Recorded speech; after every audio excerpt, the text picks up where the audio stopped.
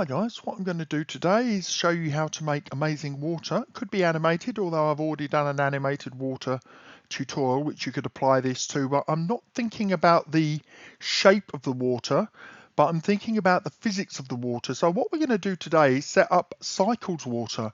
Why cycles? Well, because cycles is what's known as a physically based. So that means that the formula used to create it are based on real world physics, so the end results are much more realistic. So this is a kind of water that you may be used to, where it's let's just go into the material room and pick it up. What we have here is a simple color and a level of transparency and some reflection on the top, and I could have put in a bump map to create some ripples as well.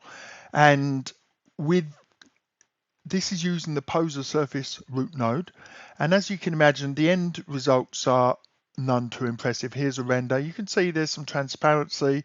I could have put a diffraction node in, but there isn't one in this. So this is about as simple as it gets, and it looks as bad as it sounds.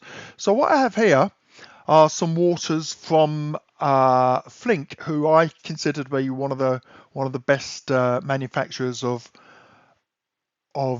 Poser content, and he has water selection here. So what I'm going to do is I'm just going to select this scene and I'm going to apply this high reflection water, and then we can have a look at this. So this is a bit more of a sophisticated solution. So I'm just going to apply it down here to water, and that's gone black now. Now let's give that a quick render. Let's see what, I think that's on only 5 samples, so it's nice and quick. And it's set to render to screen size.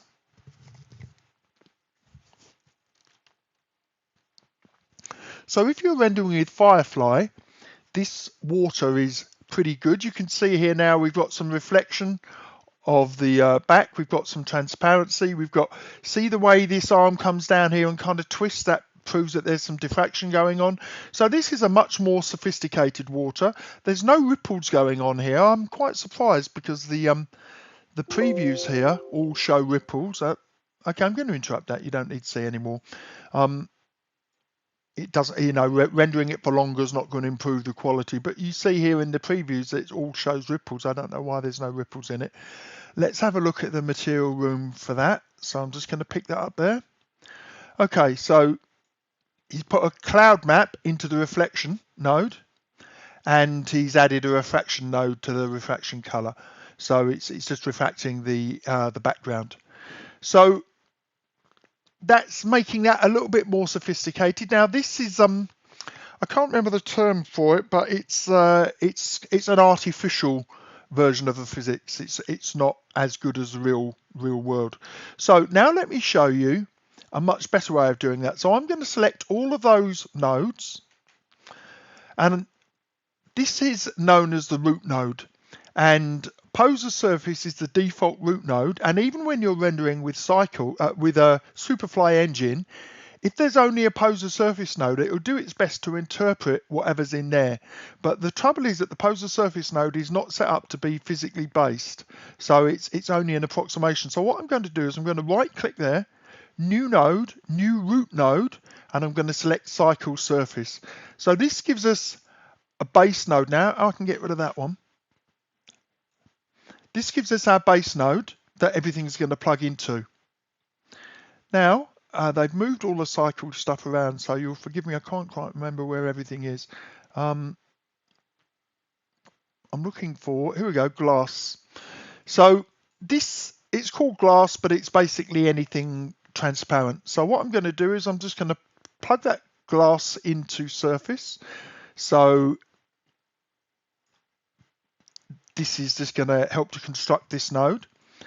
And now I'm just going to give this a little bit of a color, and you tend to go very pale with these. So let's just see what that gives us just by default. So that glass node automatically carries with it some properties that it just saves you having to set them up manually. But we'll go through the components of that in a minute. So you can see immediately that that's got reflection. It has diffraction. See the way this arm, although it goes down here, what diffraction is, it changes the angle of the light returning to your eye. Your eye in this case is the camera. So it changes the angle of the light. So you know when you look at something that's in water and it has this kind of, it bends as it goes into the water, that's diffraction. So you can see already that that's made that look a lot nicer. It's very dark though, isn't it? So this tutorial, by the way, is based on a node that I originally got from Ghostship over at the Poser forums, but I've modified it because his first version didn't add transparency. So before I move on to transparency though, so you'll recall that had no transparency really that you could see. Oh, a little. Oh, okay. So sorry, this is not diffraction. This is reflection. Her arm's just reflecting straight back up there. You'll see the difference in a second.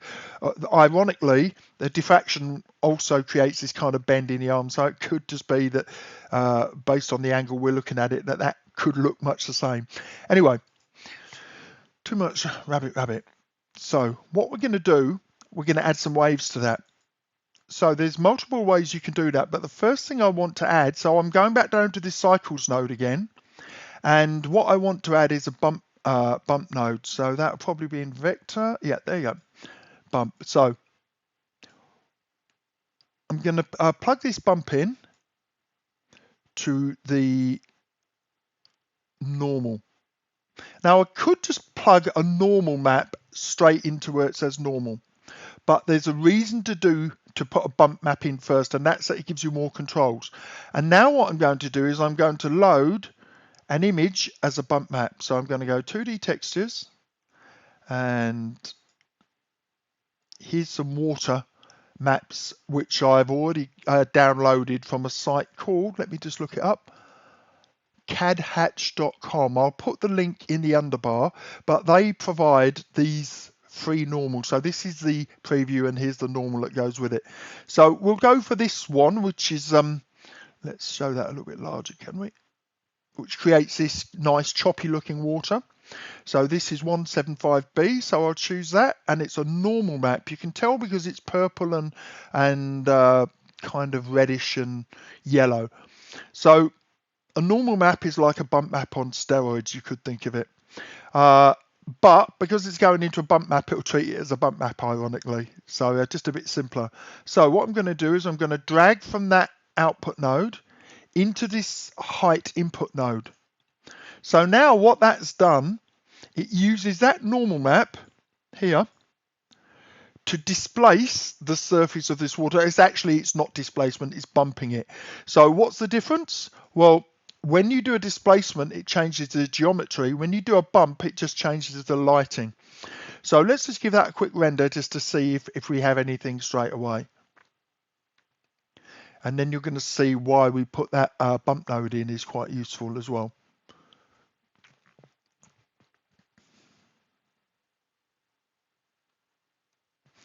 Okay, so you can see there straight away, even on this low level, that it's, the ripples are kind of coming in. That's quite noisy there.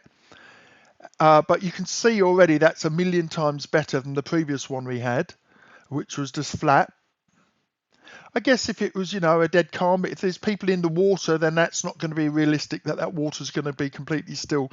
But it is a bit pixelated here, and that's probably down to the strength parameter. So just compare that, just by adding that bump map, that normal map, we've got this kind of life in the back here. So now what we have to do, and this is a suck it and see, we have to play with these two values, the strength and the distance. So distance, think of how high it's going to give the impression, and the strength is I guess you could think of it as how much of the effect you're going to do. So I'm going to take this strength down to 0.1, and I'm going to take the distance up to 1. So I think taking the strength down to 0.1 is going to get rid of that pixelation, and I'll just take the distance up to 1, and we'll give that a quick test render.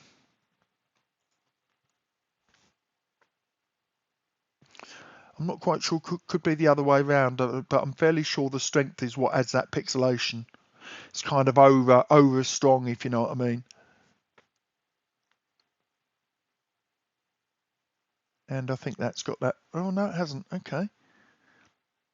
Right, I'm going to go and take that even lower. And if that doesn't work, I'm going to mix it around the other way. So let's say strength 0.01. Just change one. When you have whenever you have a situation like this where you have multiple parameters that you're trying to work out, I actually did the wrong thing there. I should have just adjusted one to see what the effect was, rather than adjusting two at a time, because it could be the interaction between the two that makes that pixelation. So this time I'm just going to play with the strength until I see exactly what effect that's going to have. Is that less pixelated? Yep, it's becoming less pixelated here as the strength goes down. But the water's looking calmer, so now I need to increase the height. And again, you can just play with those two values until you get to something that you like. Let's try 5 there. So that's 50 times more than it was. I will just say this: whenever you're working on trying to work out how far and how strong something should be, it depends upon the contrast of the image. So this image could have a contrast between black and white and very high contrast. A color range between black and white, or in this case, purple and red. Or it could have a color range where it's just grays, if you know what I mean, where it's very washed out. In which case you might need to exaggerate the effects up here to get something visible. Anyway, so I've gone to 5 now. Let's see what. So that's a height of 5. Let's see how that looks. Hopefully that's going to add that roughness to the water without adding the pixelation. So let's just compare that to the previous one. That's looking kind of good, but it's, yeah, maybe I just want to take the strength up a bit more. But I'm concerned about this area down here. Is looking a bit off. Right, let's just compare that to the previous render. See if there's any visible change. Oh, not an awful lot. Okay. Might have to push the strength back up again, and we'll work on that other stuff in a minute. Okay, so now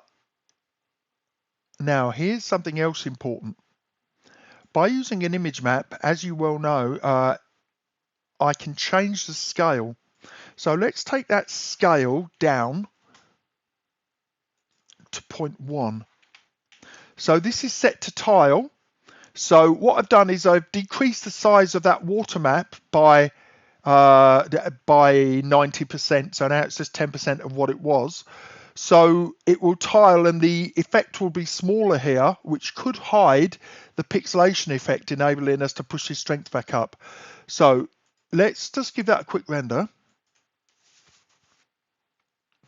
Okay, so we've pretty much lost that pixelation. It's an interaction with the distant light that's shining at this point.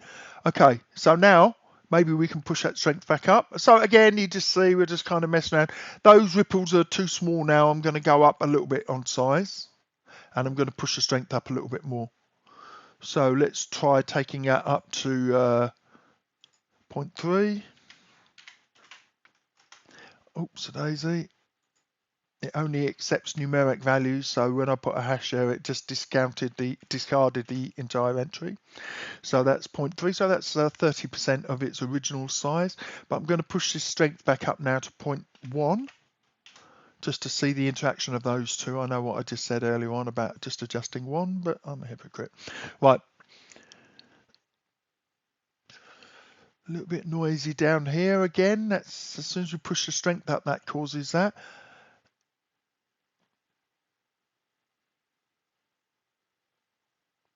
Now, there is one more factor though, which we haven't got to yet. So this is a physically based reflection of the environment. So it uses actual 3D version of physics to work out what it should be doing. But of course, the one thing that's missing is the reflection, is the diffraction.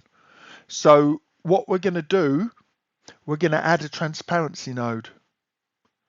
So where are we? Cycles nodes, shader, transparent. Now, the way that Cycles works is very different to the Posersurface. With the Posersurface, I just dial in a transparency value here. With Cycles, it's you have to assemble nodes and link them together. So what I'll do now, I need a mix node to mix these together. So what I'm going to be doing is saying how transparent I want this glass node to be. So I'm going to use another Cycles node called a mix node, which is here, mix closure. So Cycles is based on a free engine that comes with the excellent program called Blender. So what I'm going to do, the mix node has two closures or two inputs plus a factorial. The factorial is the amount that they mix together, and the closures are the inputs that we're going to do. So we're going to drag glass to one input. Oops, a daisy. We're going to drag transparent to the other input. And again, I could add, sorry, I keep letting go of that early. I could add a transparency map here so that I could control it. I could have like a letters or words or whatever I wanted here. And now I'm going to take the output of this mix closure and I'm going to put that where the glass one was. So now you can see that the sequence goes normal map, bump map, strength and distance controlled here, which is why you put this bump map node in, because there's no way to control that just by the image map, the normal map. If I plug the normal map into here, there's no way of adding strength and distance. Then that mixes with the transparent map via the mix closure, and the mix closure goes to the surface. Now, there is one more thing that we're going to need to look at in a second, but what you should see is quite a lot of transparency here. Now, the reason that I vaguely worked out the ripple first is that once you start adding transparency, you can't really see the ripple effect. So you can see that's very transparent now. In fact, there's some weird reflections going on back here, some displacements going on here. That's a bit odd, actually. I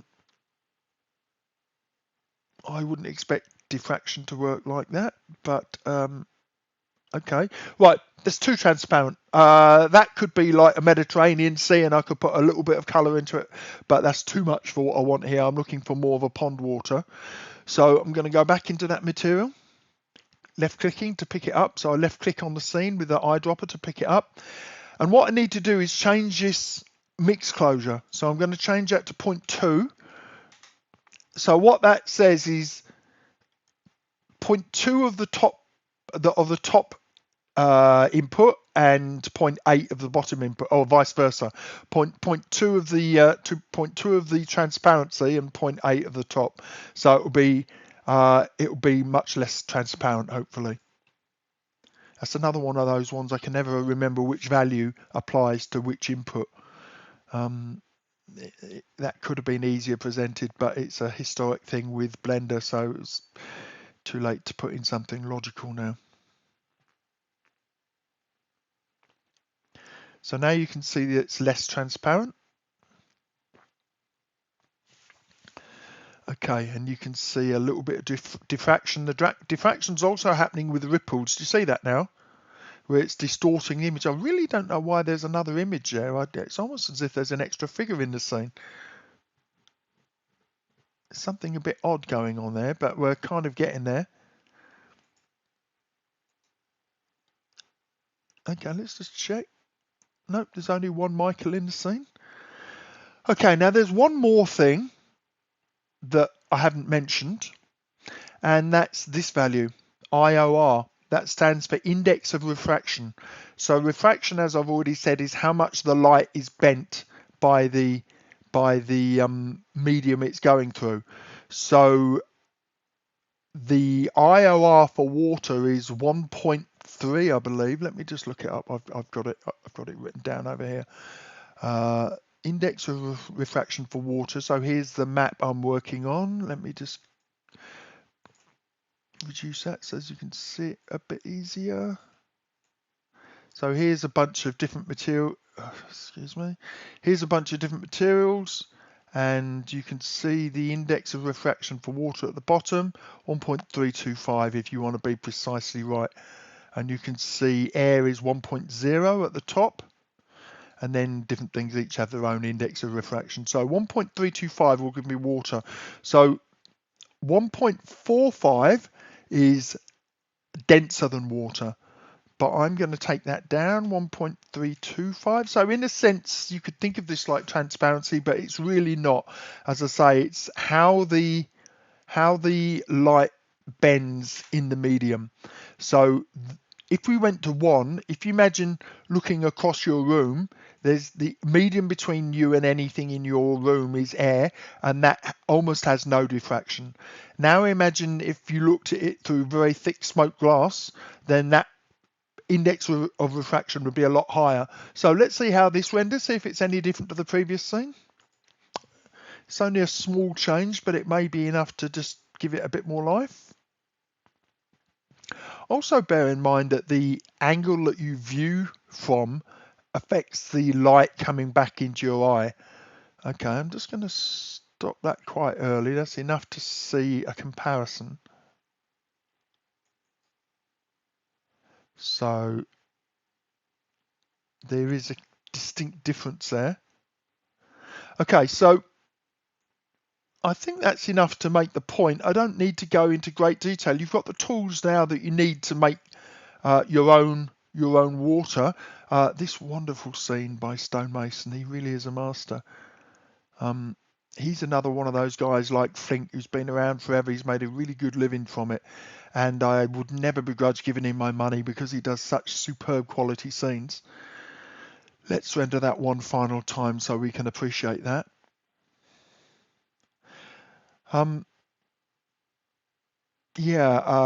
This scene, as I say, I bought it from Daz. It was designed for Daz Studio, but I converted it across to Poser and then redid all of the materials.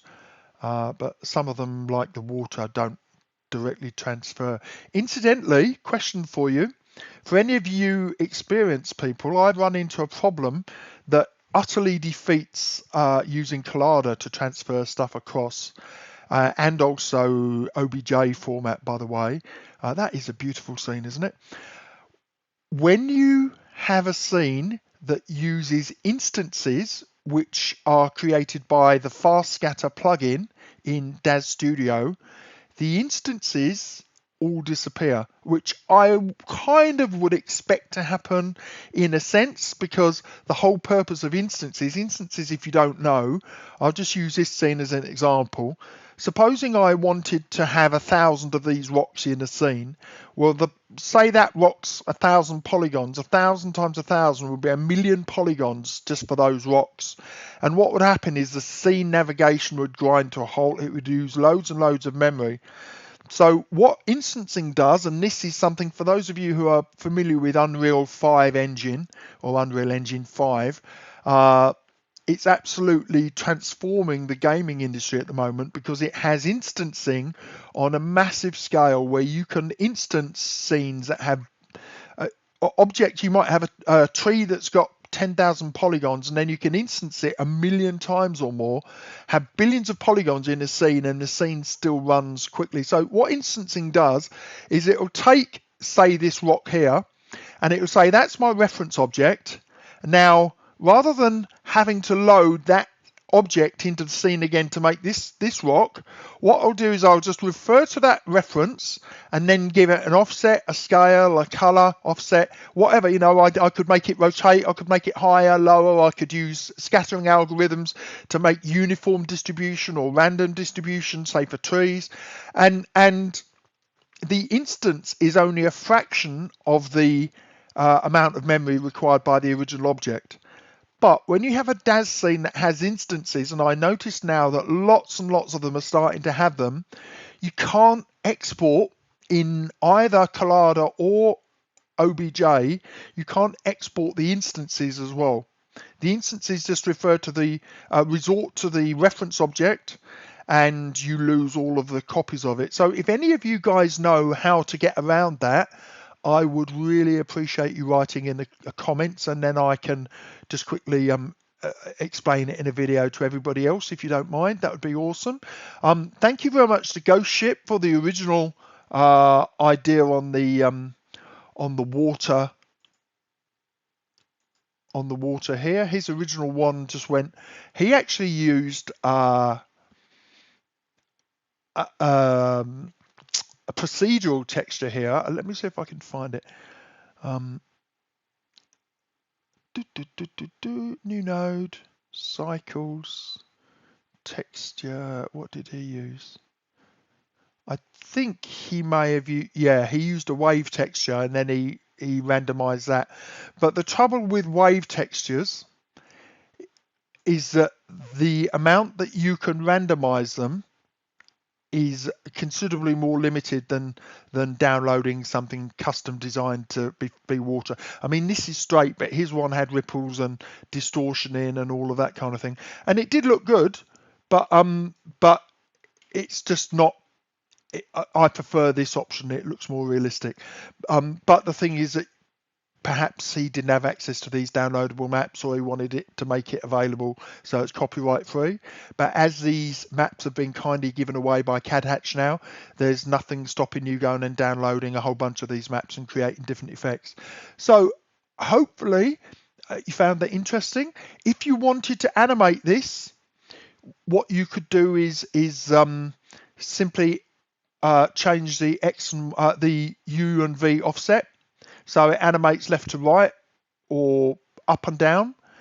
And you could also animate the distance, and you could also animate the strength, so it's so as it's more and less visible. So that would be waves coming up and down in a rough sea. This would be waves maybe drifting left to right or front to back or diagonally as a river flows past you. So there's a lot of power in this, and by using the cycles node, and you can mix cycles and Superfly node, cycles and Poser root nodes as well. So if the rest of your scene just uses Poser root nodes, say for your figures, that's fine. The Superfly engine will do the bits that are cycles as cycles, and the bits that are Poser root as Poser root, which is exactly what we have with these figures. These figures are both Posersurface nodes. This is cycles. Everything else in the scene except the water. And this is the one thing, excuse me, that I'm saddened that Bondware didn't get around to fixing. I really think they should have had that in version 13. Is that you still don't get a preview. They said they had all of the cycles nodes and stuff, but one of the features of cycles is that you can get a preview live in this window of what the materials look like, even if it's a lower quality one. And Bondware didn't get around to doing that, which I think really is quite incapacitating in some ways. Anyway, I hope you found that useful. You take care. Have a great day.